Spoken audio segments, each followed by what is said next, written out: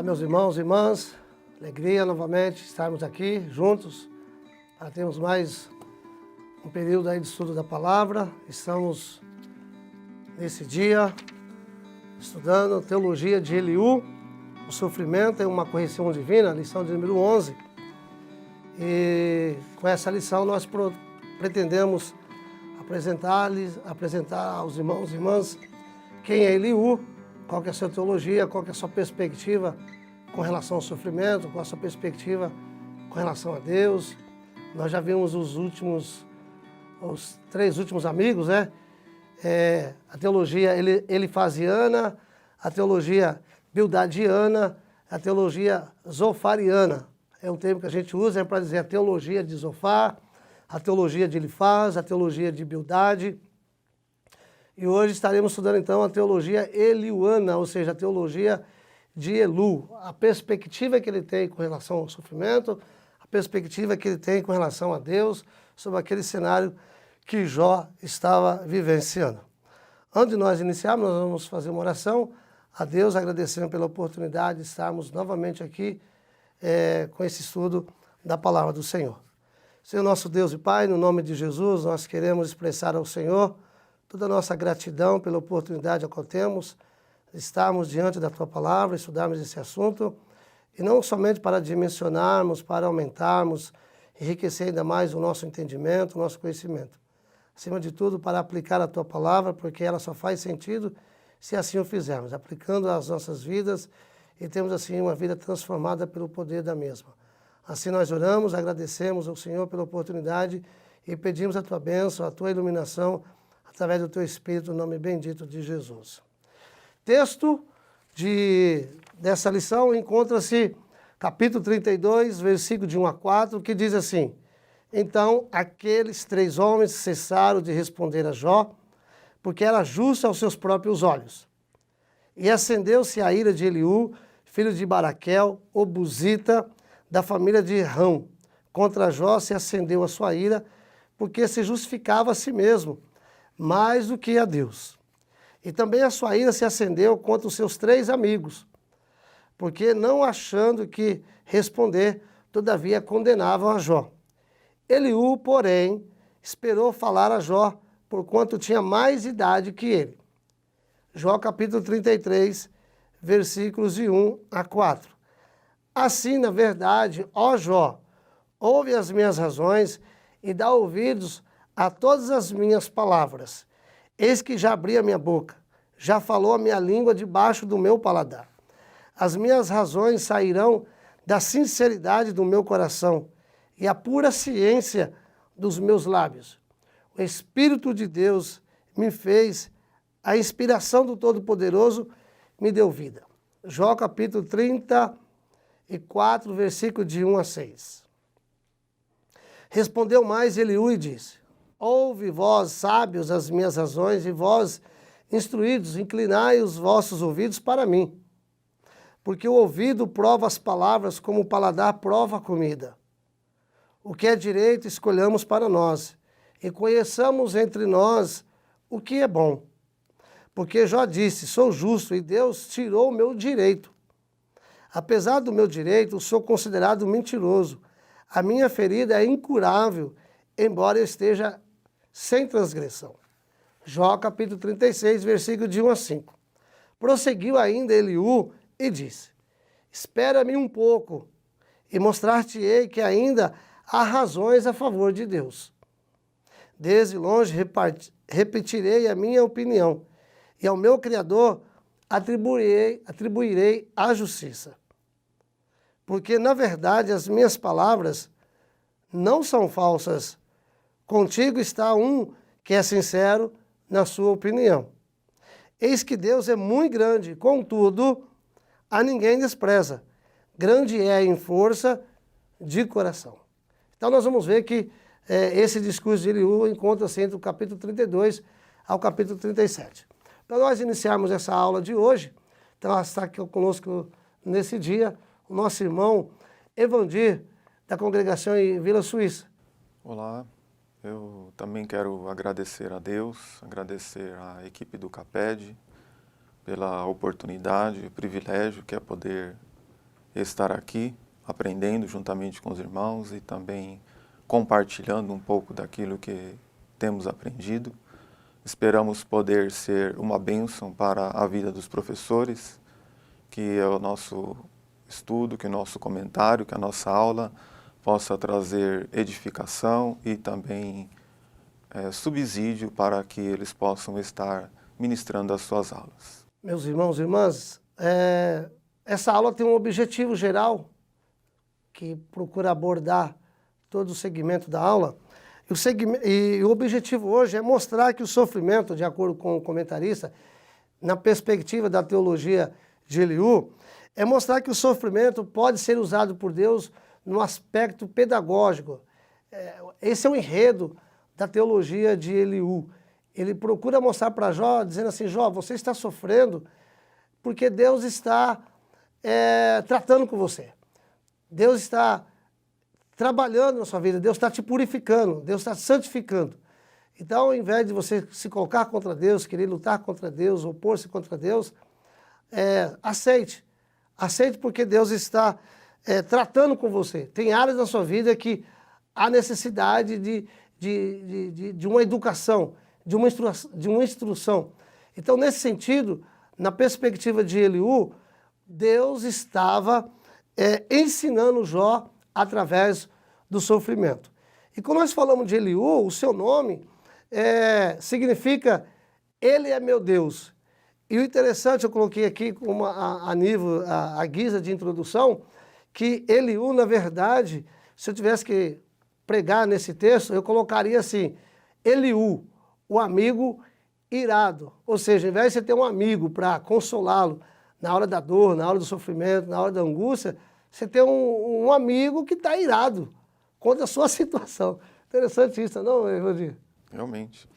Inclusive, até eu estava analisando esse texto aqui, a nossa revista traz essa posição, né, de Eliú, um homem irado, né, e compartilhando aqui a NVI diz que ele estava indignado e a NTLH diz que ele estava zangado.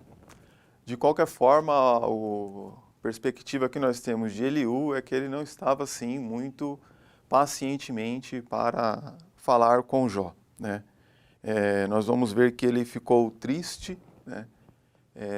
Pelo desenvolvimento de tudo aquilo que ele estava ouvindo. Ficou irado, ficou triste, zangado, ficou indignado. Por quê? Ele via os amigos de Jó tentando fazer Jó entender o porquê do sofrimento e via Jó responder. E tudo aquilo não chegou a um consenso. Então nós vamos ler, por exemplo, em Jó 32 e versículo 5, mas quando viu que os três não tinham mais nada a dizer, então ele irou-se. Ele irou-se, porque ele viu que os amigos não tinham mais nada a dizer. Então aí é onde ele entra nesse capítulo de número 32 já, né? Nós vemos que o Eliú, ele tinha um ponto de vista muito belo em relação à aflição. Por exemplo, no texto áureo, ele diz ao aflito, livra da sua aflição, e na opressão revela aos seus ouvidos. Então ele está dizendo que Deus socorre os aflitos. Deus livra os aflitos no meio da aflição. E isto é um padrão ideal para Eliú. Mas nós vemos que, na prática, nem sempre todos os aflitos serão socorridos. Se lermos, a princípio, alguns textos da Bíblia, eu anotei aqui que me veio em mente, por exemplo, o livro de Hebreus, capítulo de número 11. Lendo esse texto, eu vou ver muitos aflitos. Uns foram torturados, né? E recusaram ser libertos para poderem alcançar uma melhor ressurreição. E outros enfrentaram zombaria e açoites, e outros foram acorrentados e colocados em prisão. Então, pensamento de Eliú em relação ao sofrimento é que Deus socorre ao aflito, Deus socorre, mas muitas aflições o justo também tem que passar, né? E isso ele não estava entendendo. Jó estava passando por um momento em que ele não entendia e Eliú errou no diagnóstico.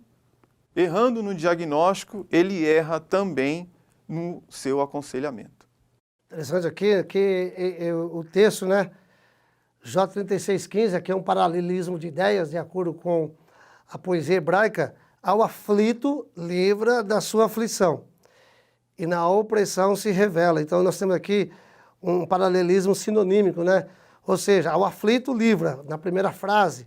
E embaixo, na opressão, se revela aos seus ouvidos. Ou seja, é um Deus que presta atenção à nossa aflição. É um Deus que contempla.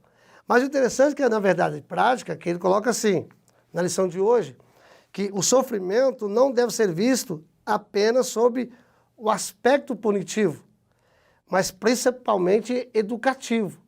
Então, como é que nós podemos, de acordo com essa lição, e na perspectiva de Eliú, como que alguém que está sofrendo pode entender que Deus está, na verdade, educando? Como é que Deus possa estar realmente instruindo através do sofrimento, através da dor, através de calamidades? Como que entender isso, Evandir? Ele põe para nós a nossa verdade prática, né? Que ele estava sofrendo e aprendendo com aquele sofrimento. Na verdade, o Eliú vai trazer um pouco mais adiante, né? Nós até trouxemos uma anotação aqui, a maneira como Deus fala com as pessoas. E Eliú, ele vai seguir isso lá no capítulo 33, né? Lá no capítulo 33, o Eliú vai falar como que Deus começa a falar com as pessoas. Para ele, Deus estava falando com Jó já na forma do sofrimento. Mas ele vai falar no capítulo 33, no versículo 14, vai dizer assim, olha: Pois a verdade é que Deus fala, ora de um modo, ora de outro. Então Eliú vai falar que Deus fala com a pessoa de várias formas. Primeira forma que Deus fala com a pessoa quando ele está em alguma, ou que seja em pecado, como é o caso aqui, né? Vamos colocar aqui. Se ele entendia que Jó estava em pecado, a primeira forma que Deus ia falar com Jó era através da sua consciência. A nossa consciência é onde Deus fala primeiro conosco, na nossa consciência. Depois ele vai falar ainda. Ora, Deus fala em sonho, versículo 15. Em sonho, em visão. Então Deus fala na consciência de Jó. Deus fala com Jó em sonho. Deus fala com Jó em visão. Deus fala com Jó através dos seus servos. Eliú estava ali como servo de Deus para falar com Jó. E Deus fala através do sofrimento.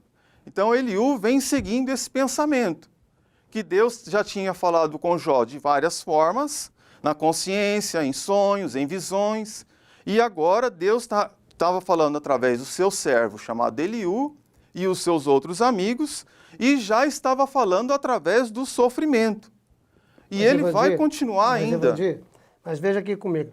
Veja se, vamos aqui tentar pensarmos nessa perspectiva de como é que Jó poderia ver Eliú.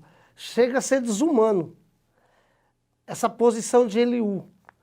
Porque quem está sofrendo, como que ele pode ter percepção que Deus pode estar tratando com ele? Porque o sofrimento de Jó, Jó perdeu 10 filhos. Jó teve que sepultar 10 filhos. Jó foi à falência plena, absoluta. Jó estava enfrentando todo tipo de enfermidade na época. E certamente ele não tinha diagnóstico da época, porque não tinha médico assim. Então, assim, ouvir um discurso de Eliú nesse sentido, se nós analisarmos assim de uma forma bastante minuciosa, chega a ser desumano. Eu até acredito que por isso que o Jó vai aparecer lá no livro de Tiago, né? Ouviste qual foi a situação que Jó viveu, né? Viu tudo que Jó passou? Viu a paciência de Jó? E viu o fim que Deus lhe deu? Então Jó foi provado na paciência, na dor, no sofrimento, na presença de amigos, na ausência de amigos, na presença de pessoas, na ausência de pessoas que eram seus servos. Então Jó foi um exemplo muito grande de provação. Até porque o discurso de Eliú, que nós observamos, que o discurso dele começa justamente quando os amigos dele acabou de falar. Capítulo 32, né? Cessaram aqueles 3 homens de responder a Jó no tocante ao se ter ele por justo aos seus próprios olhos. Então, assim, o que nos faz entender que ele passou a falar? Porque os 3 amigos perderam argumento. Não tinha mais o que falar. Porque um dizia que Jó devia resolver o seu problema trabalhando a perspectiva com Deus da causa e efeito, né? Fazer alguma coisa para Deus abençoar. Que a teologia da prosperidade ensina isso, né? Você trabalha com Deus na perspectiva da causa e efeito. Faz um voto com Deus, dá uma oferta para Deus, oferece um sacrifício para Deus, e Deus, então, logo, deve se comprometer a responder. Tem a questão da perspectiva também, teologia retributiva.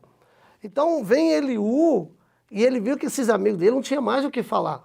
Tanto é que nós observamos, falando aqui a respeito de Eliú, que ele foi o último amigo que falou com Jó, e ao que parece, ele aparece assim do nada, né? Ele aparece do nada.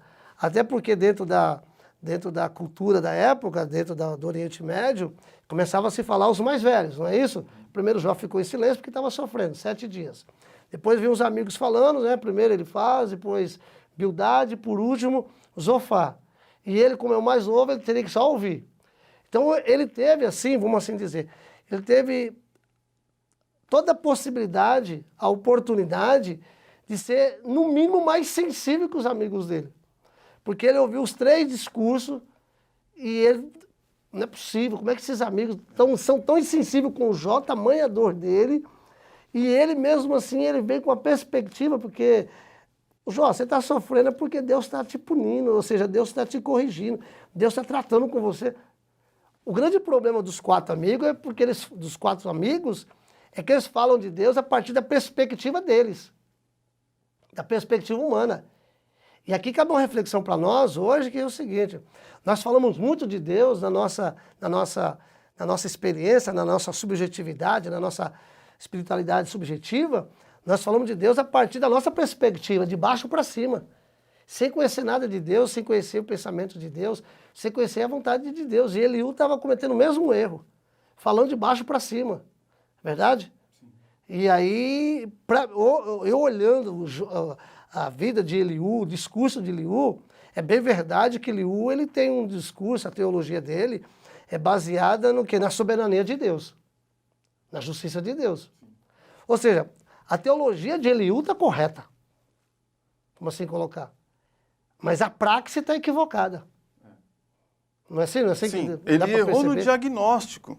Ele diagnosticou Jó como um homem que estava em pecado e estava sofrendo por não dar ouvido à voz de Deus. E aí ele acaba cometendo erro nisso. Mas do que ele fala, ele é um dos que mais acerta em relação a Deus, né? Ele fala bem em relação a Deus. Eu até anotei aqui que ele era um jovem teólogo, né? Um jovem formado. E o dicionário de Wycliffe diz que Eliú era um apologista, pois ele tem um discurso com Jó de um nível muito elevado, né? Tem um discurso com Jó de um nível muito elevado, o Eliú. Um conhecimento profundo de Deus, mas pouco conhecimento, pouco tempo com Deus, né? Então, eu acredito que, como Eliú hoje, tem muitos teólogos por aí, né? O Senhor Jesus entrou numa sinagoga em que tinha muitos teólogos como Eliú, que conhecia muita teoria, mas tinha pouco conhecimento da bondade e da misericórdia de Deus, né? Então, o que se esperava de Eliú era um pouco mais de conhecimento de bondade e misericórdia, que eu vou até dizer não só do Eliú, né? Eu acredito que poderíamos esperar isso também um pouco do Zofar, um pouco do Elifaz, né? Um pouco do Bildade, e nenhum deles teve, digamos assim, nenhum deles aliviou, né, aos seus conselhos para com Jó, né? Talvez o termo que nós poderíamos usar melhor aí, ao invés de chamá-lo de teólogos, né? Porque todos os estudantes da Bíblia são teólogos. Provavelmente ele era apenas um teórico. Acompanhe comigo, por favor, capítulo 33, versículo 3. As minhas razões provam a sinceridade do meu coração e os meus lábios proferem o puro saber. Quem que é Eliú? Eliú se considerava superior aos seus amigos e ao próprio Jó. Então quem que é Eliú? Eliú é um arrogante. Eliú é um presunçoso, é um soberbo. Porque a expressão que ele usa, as minhas razões provam a sinceridade do meu coração e os meus lábios proferem o puro saber. Lógico, quando nós lemos esses textos, por ser uma leitura, uma poesia hebraica, né, temos que respeitar o paralelismo de pensamento aqui, né, o paralelismo de ideias. Ele está dizendo a mesma coisa. Então, quem que ele é? Ele se considerava alguém superior. Então, ele menosprezou o conhecimento, de certa forma, de Elifaz, de Bildade, de Zofar e do próprio Jó. Porque o grande problema de Jó naquele momento, que ele estava enfrentando, que ele se via, quando eu vejo o livro de Jó, estudo o livro de Jó, talvez o que mais doía para Jó não era o sofrimento em si. Era a ausência da voz de Deus. Como diz o reverendo Hernandes Dias Lopes, que ele diz o seguinte, que o silêncio de Deus dói mais do que o próprio sofrimento. Então, aí Eliú chega com essa teologia, e o interessante é que nós olhamos no capítulo 33, também no capítulo 32, nos 12 primeiros versos, nos 12 primeiros versículos, Eliú fala muito dele mesmo. Ele usa muita expressão, pronome, né? Eu, me, mim, ou seja, deixando transparecer a sua arrogância. Então ele era um amigo irado, porque ele é um amigo irado, os textos deixam isso claro, né? Ele se apresenta de forma irada contra os amigos de Jó e contra o próprio Jó. Porque ele via que Jó estava tentando se justificar, se achava justo diante de Deus. E aí ele vem então com a teologia dele, destacando então a soberania de Deus, né? O que é o primeiro tópico que vai abordar na lição, o sofrimento como uma forma de revelar Deus. E ele vai dizer no subtópico que Deus é soberano. Até aí tudo bem, Deus de fato é soberano. Soberania quer dizer que Deus é livre. Essa liberdade de Deus, Deus é livre, Deus tem o direito de fazer o que quer, do jeito que quer e como quer. Então Deus é soberano. Então a teologia dele está correta. Mas ele é muito presunçoso no seu conhecimento, né? No seu conhecimento. Então o discurso de Eliú inicia-se com o silêncio dos três amigos, capítulo 32, versículo 2. E o silêncio pode ter sido causado pelo fato deles terem sido vencidos no debate, que são os amigos, não é verdade? Então o silêncio dele sugere frustração pelo fato de Jó parecer justo aos seus próprios olhos. Então Eliú somente se dispôs a falar quando entendeu que os três amigos de Jó não tinham mais argumentos para convencê-lo, o qual, segundo ele, considerava-se inocente, justo aos seus próprios olhos. E aí então veio um homem soberbo, veio um homem arrogante, né?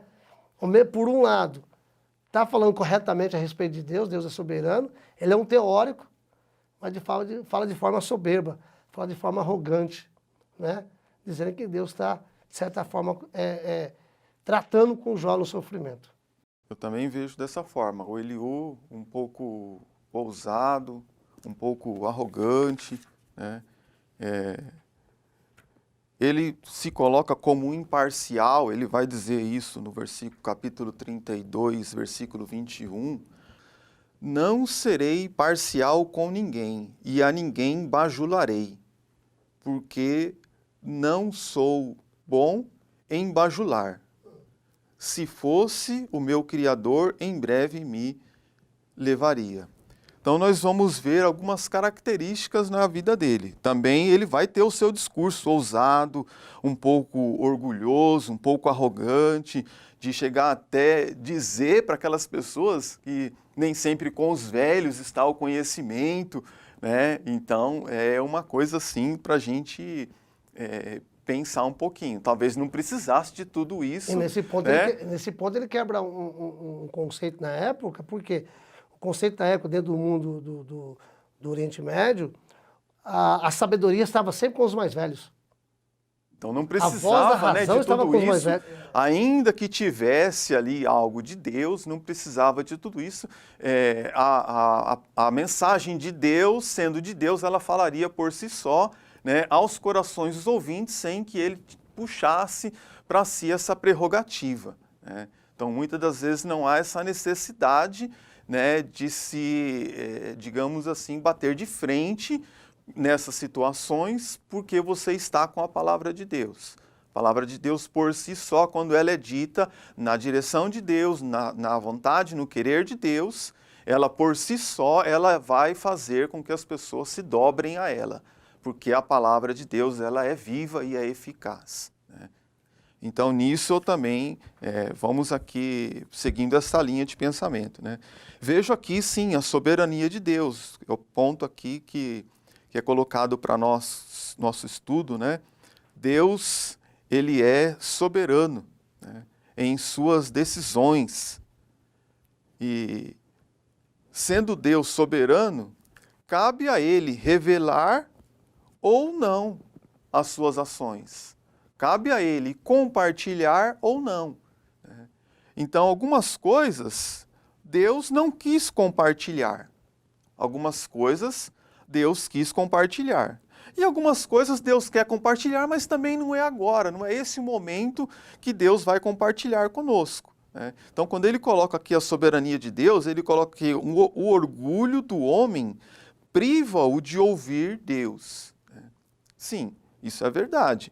Mas o fato de Deus não ter respondido Jó nas suas primeiras queixas, logo no capítulo 1, 2, 3, e Deus já ter respondido Jó, não foi o orgulho de Jó, foi o tempo de Deus.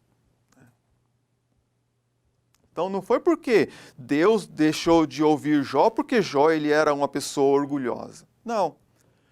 Deus ia responder Jó, mas no tempo certo, né?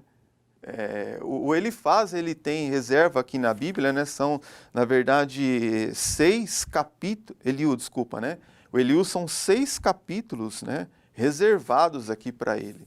Então, o seu discurso tem sim um peso muito grande aqui, né? Ele acerta bastante no seu conceito aqui, né, de Deus, mas ele erra em aplicar isso sobre a situação de Jó, que não era, né? Então aqui Nós ele pudéssemos colocar de forma didática, né? Nós vamos olhar que no primeiro discurso, Eliú responde às acusações de Jó de que a aflição vinda demonstraria a arbitrária inimizade contra ele. No seu discurso de número 2, Eliú nega que Deus tenha sido injusto entre o seu tratamento com Jó, porque para ele, Deus, o Criador de tudo, está acima de qualquer exigência que o ser humano possa fazer dele. Portanto, seria impossível para Deus fazer algo errado. Nesse ponto aqui, Eliú tem razão, né? Porque hoje existe uma teologia que permeia nas nossas igrejas, teologia, porque eu falei com Deus e disse para Deus, ou ele faz, eu não sou mais crente, ou Deus realiza, eu não vou mais servi-lo. Parece-me que nós estamos invertendo a lógica, né? Estamos invertendo os papéis, parece que nós somos senhores e Deus é aquele que tem que nos responder.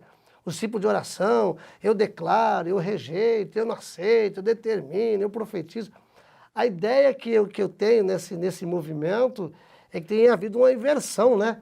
Parece que nós somos o soberano e Deus é o servo, Deus é o serviçal.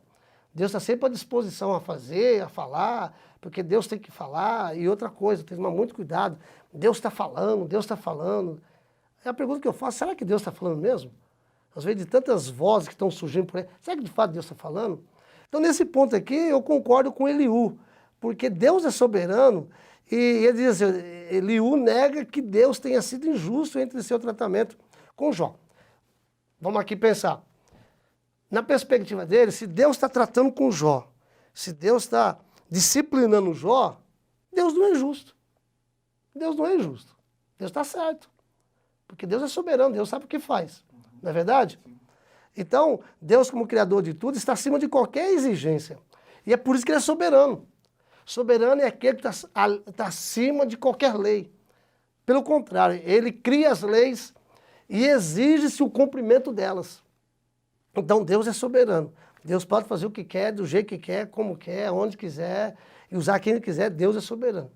Mas o grande erro de Eliú aqui é que ele não tinha a visão que nós temos, como o pastor Paulo já abordou em outras aulas, que nós temos essa visão, nós sabemos o começo, o meio e o fim da história. Porque lá na eternidade havia acontecido uma reunião, Deus, né, os anjos, né, ali os filhos de Deus são os anjos, mais o diabo se apresenta, e aí o próprio Deus fala, bom, tu viste meu servo Jó? Então o próprio Deus provoca Satanás. Então, é claro que ele não tinha a Bíblia, ele não tinha nenhuma revelação, né? Podemos assim dizer, uma revelação escrita, nós temos. Então, para nós fica mais fácil hoje nós não querer ver essa soberania de Deus e não tratar Deus como deve ser tratado. Tem uma fala do teólogo Martin Buber, teólogo judeu e filósofo, ele diz o seguinte, reverenciar a Deus, respeitar a Deus é tratar Deus como Ele é. Então aqui é o que acho que o Eliú está tentando colocar. Precisamos colocar Deus no seu devido lugar. Deus deve ser respeitado como tal porque Ele é soberano. É interessante, o irmão Nilton colocou que hoje nós temos toda a Bíblia, né? Temos em nossas mãos. Então para nós está mais fácil. Mas mesmo assim, Nilton, muitas das vezes nós erramos ainda.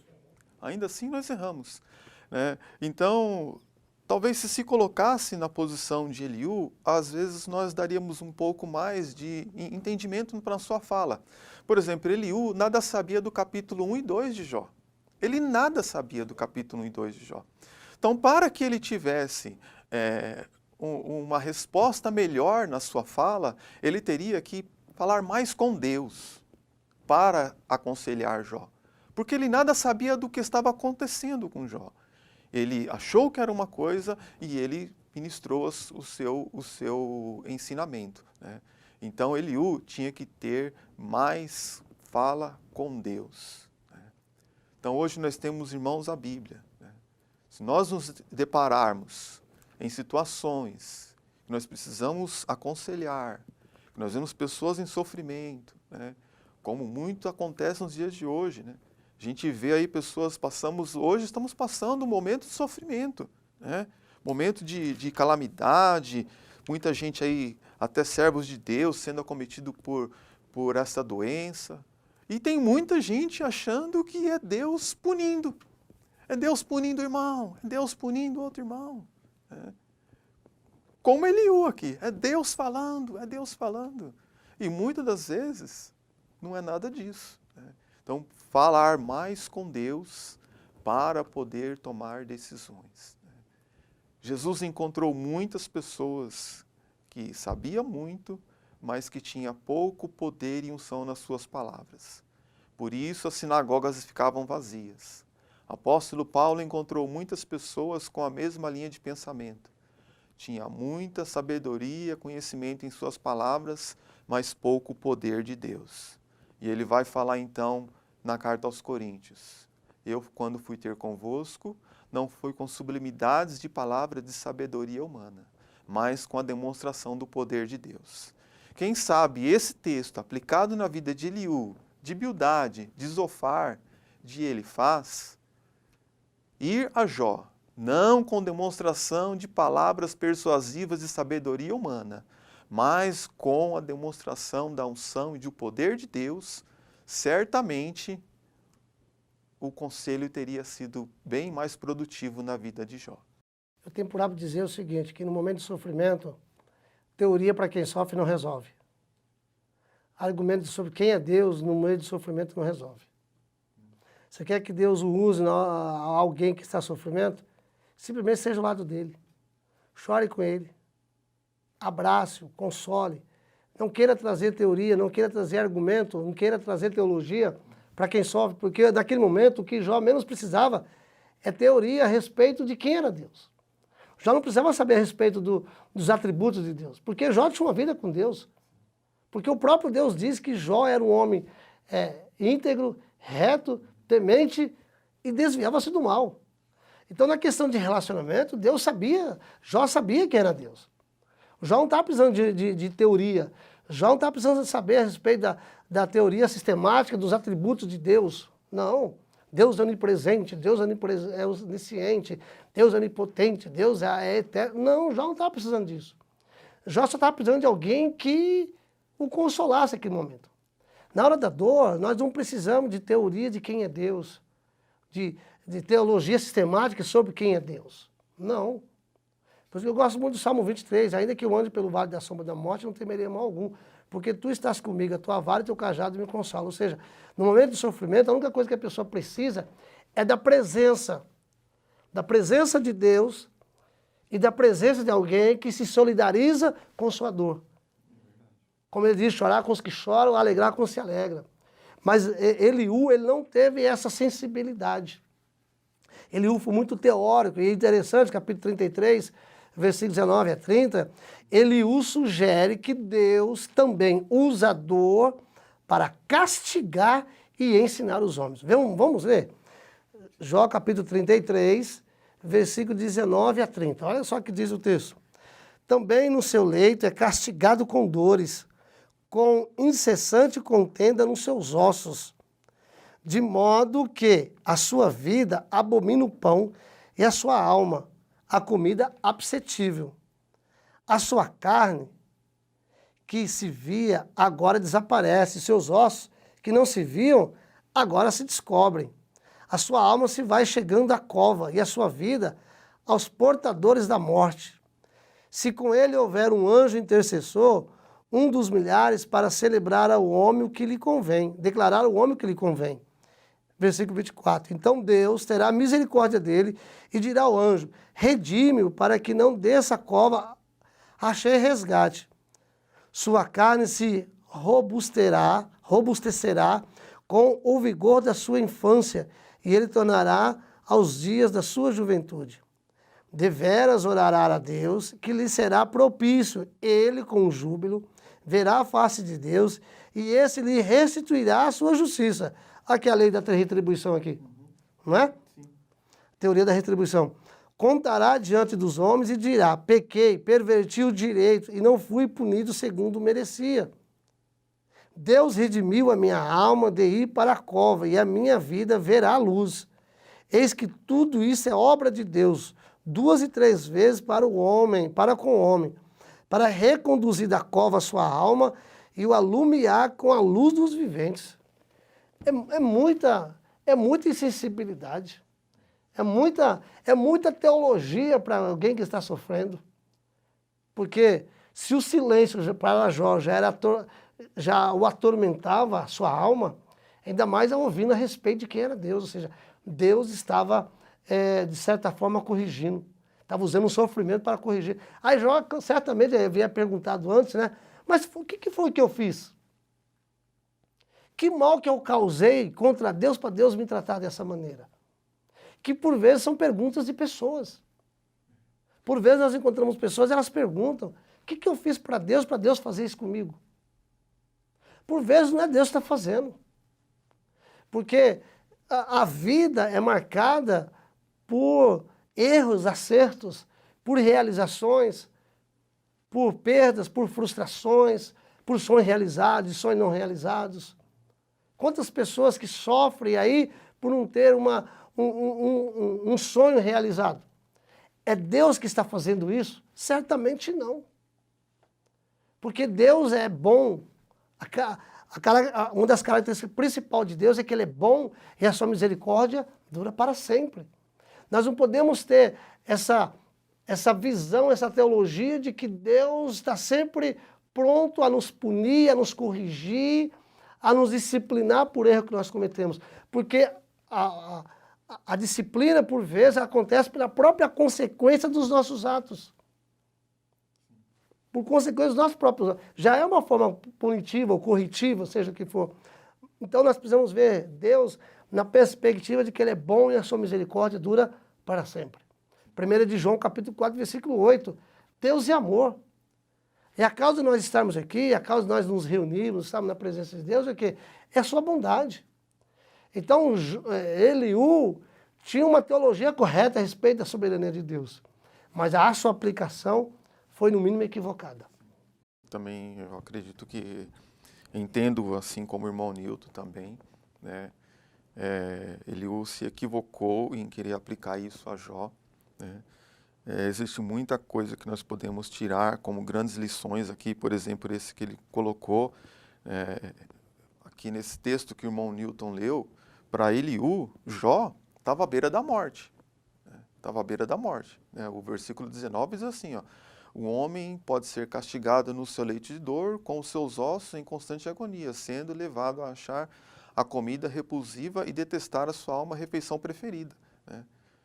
Então, o versículo 21, já não se vê sua carne, e os seus ossos, que se não viam agora, aparecem. Então, Jó estava nessa situação, né? Já na beira da morte. E então, Deus, ele vai falar aqui que Deus enviar um anjo para falar com essa pessoa.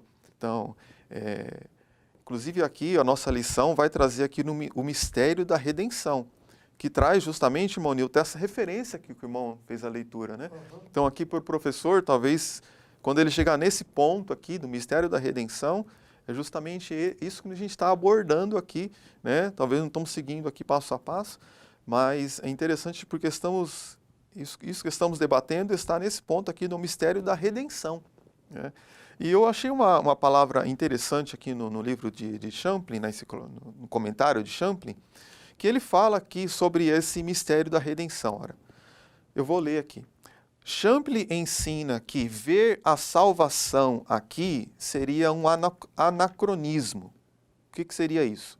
Uma atitude que não está de acordo com a sua época, né? Então, ler esse texto aqui e falar que está falando da salvação seria um anacronismo. Uma atitude que não está de acordo com a sua época. Continua ainda o comentário de Champlin.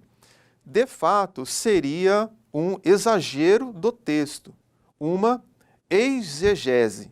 Exegese seria uma interpretação de um texto atribuindo-lhe ideia do próprio leitor, né?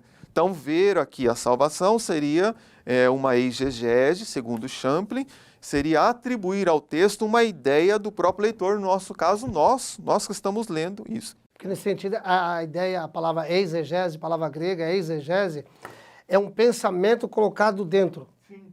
É colocar uma ideia no texto, fazer Exatamente. O texto dizer, que por vezes acontece muito hoje no nosso meio chamado cristão evangélico, né? Põe um pensamento no texto, aí faz o texto dizer aquilo que a pessoa pensa, aquilo que ela crê, e naquilo que... Eu tenho por costume dizer o seguinte, eu creio porque está escrito. Não está escrito porque eu creio, porque aí no que o comentarista coloca, de acordo com o Champlin, que alguns pensam que, no caso seria uma referência à salvação, é colocar algo, tipo assim, aquilo que eu quero que seja, aquilo que realmente que eu gostaria que fosse. Então nós precisamos tomar cuidado com esse subjetivismo. Nós temos que viver a nossa vida, tomarmos decisão, falar de acordo com aquilo que está escrito. Não aquilo que eu penso, aquilo que eu acho, aquilo que eu gostaria. Ah, eu penso assim, eu acho assim. Que é essa questão da exegese. Então, a palavra correta aí, no caso, teria que ser o quê? Uma exegese. Ou seja, é de dentro para fora. É o texto que fala para nós, é o texto que nos revela o que está escrito. Ok? Sim. Só concluindo aqui, então o Champlin vai dizer que na exegese seria atribuir ao texto algo que o leitor está colocando. E na exegese, interpretar minuciosamente o texto palavra por palavra. Não está em pauta a salvação da alma. Antes está em vista a salvação da morte física, né? Então, por quê? Porque Jó, ele já clamava a Deus. Jó já dizia para Deus assim, olha, a minha testemunha está nos céus, né? Nas alturas há quem advogue a minha causa. Então Jó já clamava a Deus por uma intervenção de um ser divino, de um anjo, de um mediador, né? Que ele não tinha ainda todo esse entendimento que nós temos. Então Jó já clamava a Deus. E Eliú vem então dizer que existe sim alguém que estava advogando a causa de Jó, né? E ele vai colocar aqui, então, que no capítulo 33 e o versículo 23, havendo, porém, um anjo ao seu lado como mediador.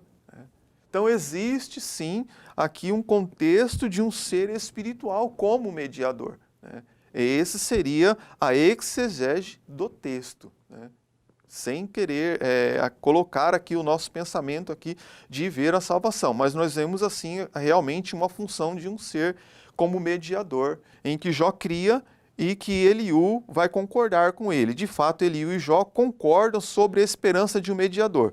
O Jó vai dizer lá no capítulo 16 que a sua testemunha estava nos céus e que ele esperava alguém que advogasse a sua causa. E o Eliú vai dizer que, havendo um anjo ao seu lado, né, no versículo 23, olha só, havendo, porém, um anjo ao seu lado como mediador, né, dentre mil, que diga ao homem que é certo a seu respeito. Aí vem o versículo 24, olha, para ser-lhe favorável e dizer, poupa-o de descer a cova, encontrei resgate para ele. Então, esse anjo mediador, esse ser mediador, que Jó já dizia que a sua testemunha, quem advogava a sua causa estava no céu, ele vai aparecer aqui no pensamento de Eliú também. E ele vai advogar a causa de Jó, vai interceder por Jó e vai achar, poupa-o de descer a cova.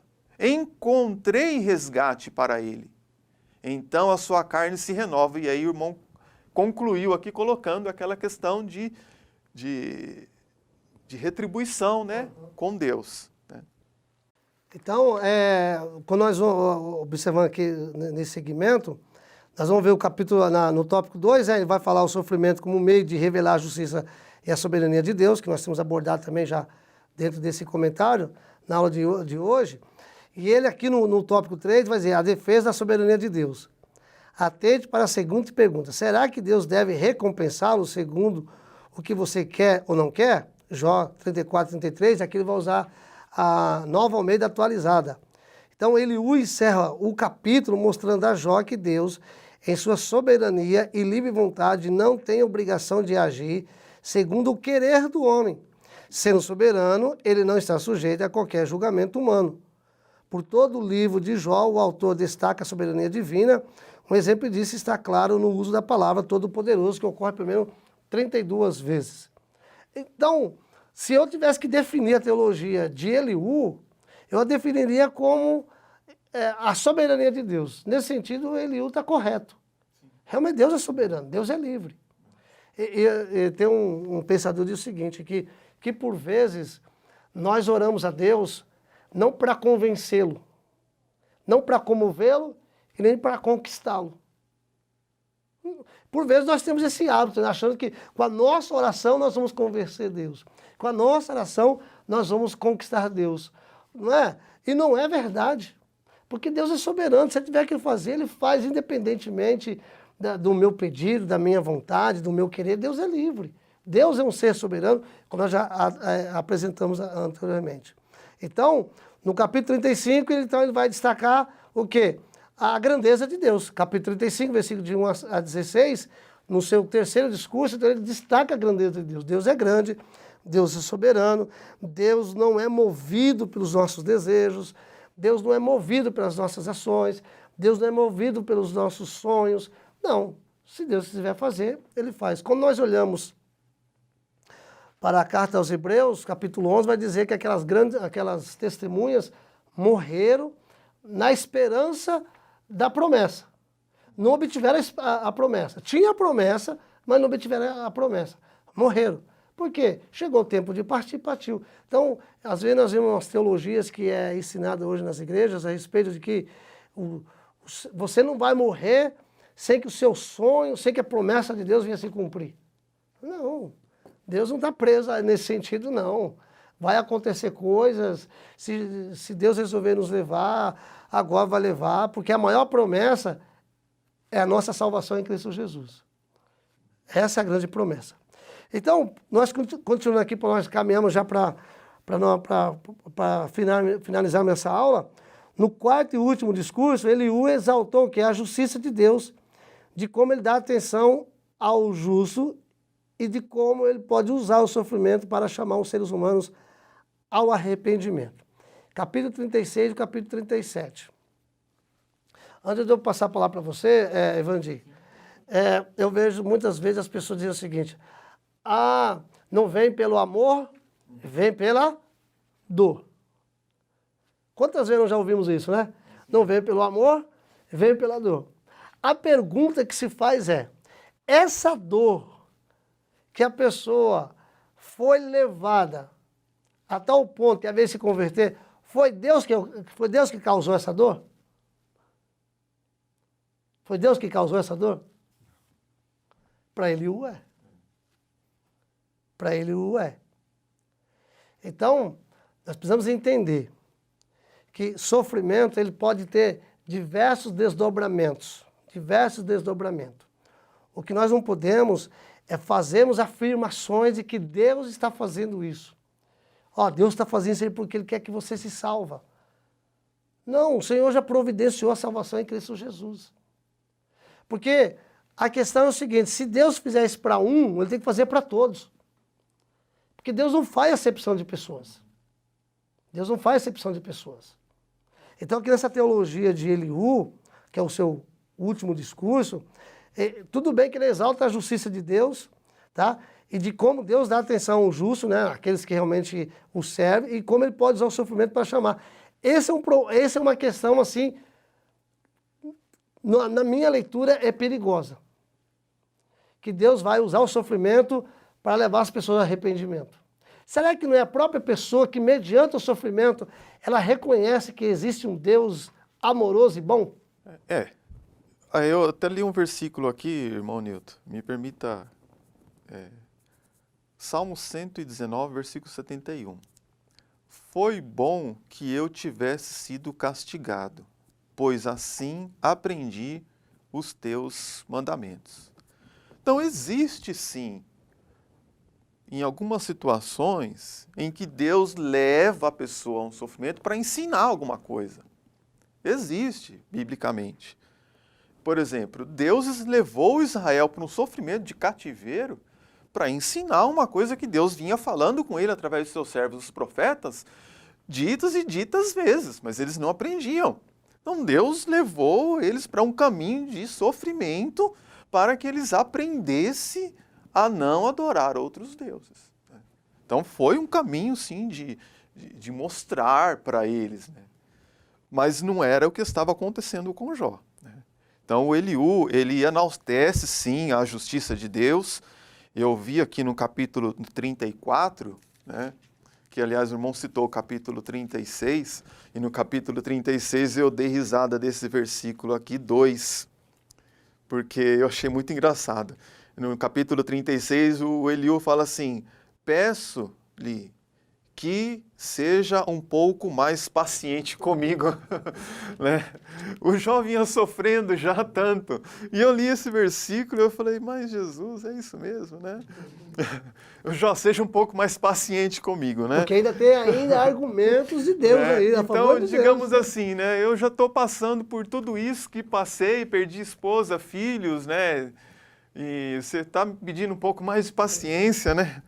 Mas tudo bem.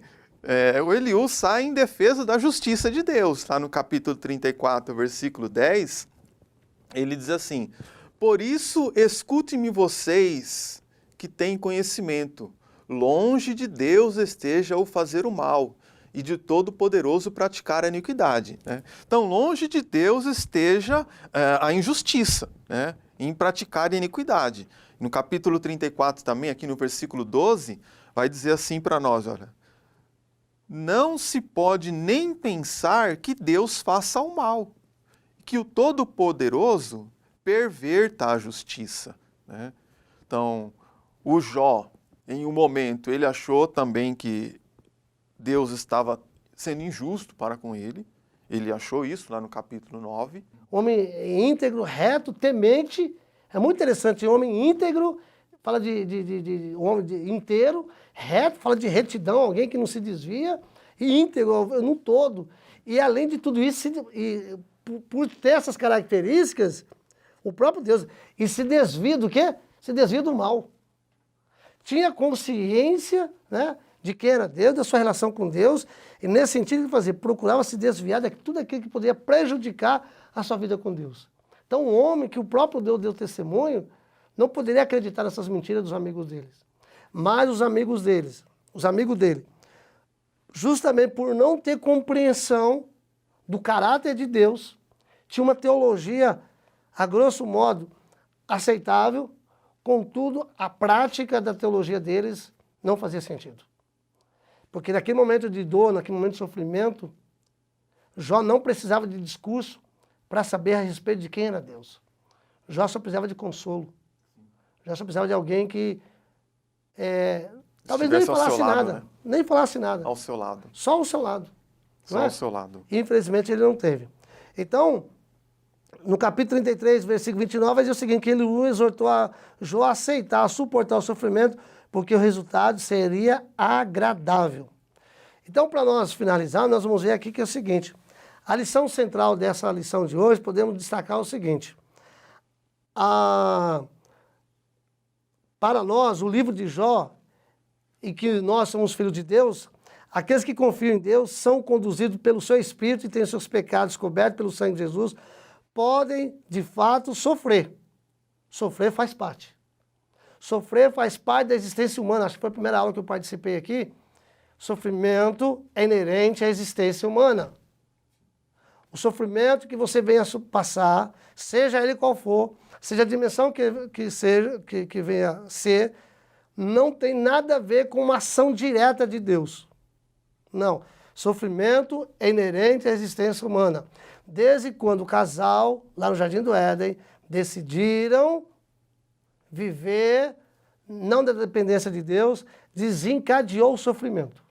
Então todos nós sofremos. Então nós precisamos entender, mesmo sendo justo, mesmo lavado pelo sangue, remido do sangue de Jesus, conduzido pelo Espírito Santo, nós podemos sim sofrer. E quando fazem, não é um castigo pelo pecado. Esse castigo pelo pecado, ele já foi desferido em Cristo Jesus. Segundo Coríntios 5, 21, aquele que não conheceu o pecado se fez pecado por nós, para que nele fôssemos feitos justiça de Deus. Então todo o castigo do pecado, Deus já desferiu em Cristo Jesus. Cristo sofreu o castigo por os nossos pecados e não há dupla penalização. O sofrimento dos filhos de Deus não é uma aplicação firme de um princípio de justiça retributiva. Deus não trabalha na lógica de se e então. Questão retributiva. Se então, Deus não trabalha nessa lógica. Deus não trabalha nessa perspectiva. É a aplicação livre do princípio da graça soberana de Deus. Se Deus quiser fazer isso, Ele pode fazer. Se Ele quiser usar um sofrimento, como foi colocado pelo nosso irmão Evandique, como Ele fez com Israel, para atingir um propósito específico de Deus, porque Deus tem uma finalidade, Deus pode fazer isso. Deus é livre, mas Ele faz isso baseado na sua graça soberana. O sofrimento não é dispensado à toa no meio do povo de Deus. Isto é, o sofrimento pode sim ter um propósito específico. Foi o que eu falei anteriormente. Há sofrimento que tem propósito específico. Então não é punitivo, não é correção, não, Deus pode realmente usar como uma finalidade. Até no sentido de pedagogia, uma questão de ensino. Pode fazer isso? Pode. O problema é que eu não posso afirmar isso na vida de ninguém. Se você está passando por alguma situação, Vandique, eu não posso dizer que Deus está fazendo isso. Porque quem conhece a sua relação com Deus é Deus. Eu não posso fazer isso. Porque se eu faço, eu estou entrando no mérito do julgamento, estou julgando. E nós não somos chamados para julgar. Tá? O sofrimento pode ser distribuído para nós individualmente, de forma especial, como terapia pela mão amorosa do nosso grande médico. Pode? Pode. Ele é livre para fazer. É seu objetivo que a nossa fé seja refinada, a nossa santidade possa ser alargada, e, acima de tudo, que a nossa alma seja salva e o nosso Deus seja glorificado. Deus pode fazer isso? Pode. Mas nós não podemos adotar o método de Eliú. usar para ver a causa de alguém, ver o sofrimento de alguém e desferir opiniões, desferir palavras como se fosse o próprio Deus mandando dizer. Então nós encerramos a aula de hoje, faça suas considerações finais, encerramos nossa aula de hoje, espero que tenha contribuído nessa perspectiva aqui da aula 11, que o sofrimento ele é uma correção divina. Na verdade é uma pergunta, o sofrimento é uma correção divina? Isto, amém. Eu também agradeço a equipe do Caped, agradeço o irmão Nilton também por essa companhia aqui nesta aula, muito agradável, os irmãos que cooperam aí com a equipe desse equipamento, e que nós possamos ter sido bênção na vida dos irmãos, o irmão possa orar a Deus antes de ir para a frente da sua classe de escola dominical, munido de estudos, munido de aula, de Bíblia, leitura da Bíblia, mas não se esqueça antes de orar ao Senhor. Como nós mesmos não conseguimos chegar a um denominador comum acerca do sofrimento. Não vamos chegar. Davi chegou a dizer, estou cansado de clamar, a minha boca já se secou. Então, existem várias causas de sofrimento. Então, nós podemos ir, se estamos aconselhando alguém, orar para que o Senhor nos dê palavras certas, palavras ditas, certas ao seu tempo, são como maçãs de ouro em salvas de pratas, Então, que nós possamos buscar a Deus para aconselhar as pessoas. Mas se nós estamos passando pelo sofrimento, tenha bom ânimo. Tenha bom ânimo, o Deus que foi lá ao socorro de Jó é o Deus que vem também ao nosso socorro. No mundo passamos sim por aflições, mas eu também tenho por certo que as aflições desse tempo presente, elas não são para se comparar com a glória que em nós há de ser revelada. Sendo assim, eu agradeço por essa oportunidade, que Deus em Cristo continue abençoando a cada um dos irmãos. Meus irmãos e minhas irmãs, se eu tivesse que deixar uma palavra para essa aula de hoje, para a nossa reflexão seria o seguinte: não tomemos atitude de nenhum dos amigos de Jó, Elifaz, Bildade, Zofar e de Eliú. Ambos teceram comentários a respeito de Deus, mas não compartilharam Deus com quem sofria. Nós não precisamos ser teóricos, não precisamos falar a respeito de quem é Deus. Nós precisamos compartilhar Deus com quem sofre, precisamos chorar com quem chora. Se é momento de chorar, vamos chorar. Se é momento de estar juntos, ficar em silêncio, vamos ficar em silêncio. Ao invés de compartilharmos teorias, teologia a respeito do caráter de Deus para quem sofre, vamos compartilhar Deus com quem sofre. Essa seria a minha palavra, se tivesse deixar para os irmãos a nível de reflexão. Terminamos aqui, então, os discursos dos 4 amigos de Jó. Espero que todos tenham compreendido ao longo desses dias de ensino, de aprendizado a respeito desse discurso, e acima de tudo aprender aquilo que nós devemos e aquilo que nós não devemos fazer a partir da perspectiva da teologia dos amigos de Jó. Deus os abençoe. Tenha uma boa semana em Cristo Jesus. Se Ele nos permitir, sairemos semana que vem aqui para mais um momento de aprendizado da palavra do Senhor. Que Deus abençoe. Amém.